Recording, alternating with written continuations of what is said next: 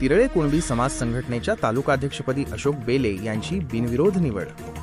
पांढरकवडा येथील श्रीराम मंदिर परिसरात पार पडलेल्या तिरळे कुणबी समाज संघटनेच्या महत्त्वपूर्ण बैठकीत तालुकाध्यक्षपदी अशोक हरिभाऊ बेले यांची सर्वानुमते आणि बिनविरोध निवड करण्यात आली। अत्यंत उत्साहपूर्ण वातावरणात पार पडलेल्या या सभेत समाजाच्या सर्वांगीण विकासासाठी नवी कार्यकारिणी घोषित करण्यात आली। महत्त्वपूर्ण निवडी आणि मान्यवरांची उपस्थिती। ज्येष्ठ समाजसेवक दिगंबर भोयर यांच्या अध्यक्षतेखाली ही सभा संपन्न झाली, तर प्रमुख पाहुणे म्हणून सल्लागार समितीचे अध्यक्ष प्रेमराव वखरे उपस्थित होते।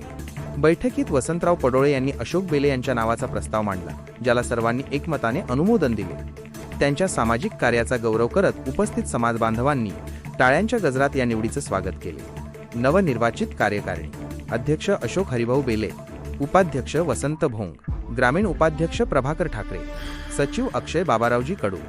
सामाजिक प्रगतीचा संकल्प।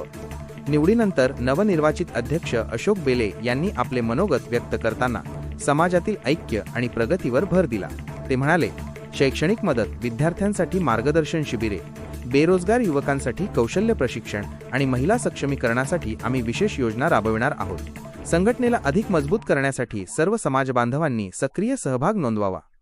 विविध विषयांवर सकारात्मक चर्चा। या बैठकीत केवळ निवडीच नव्हे तर समाजातील ज्वलंत प्रश्नांवरही चर्चा झाली।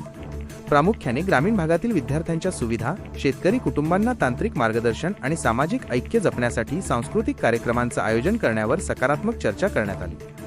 कार्यक्रमाच्या शेवटी सर्व नवनिर्वाचित पदाधिकाऱ्यांचा पुष्पगुच्छ देऊन सत्कार करण्यात आला। कार्यक्रमाचा समारोप शिक्षण महर्षी डॉक्टर पंजाबराव देशमुख यांच्या प्रतिमेच्या पूजनाने करण्यात आला। या प्रसंगी पांढरकवडा तालुक्यातील समाज बांधव आणि पदाधिकारी मोठ्या संख्येने उपस्थित होते।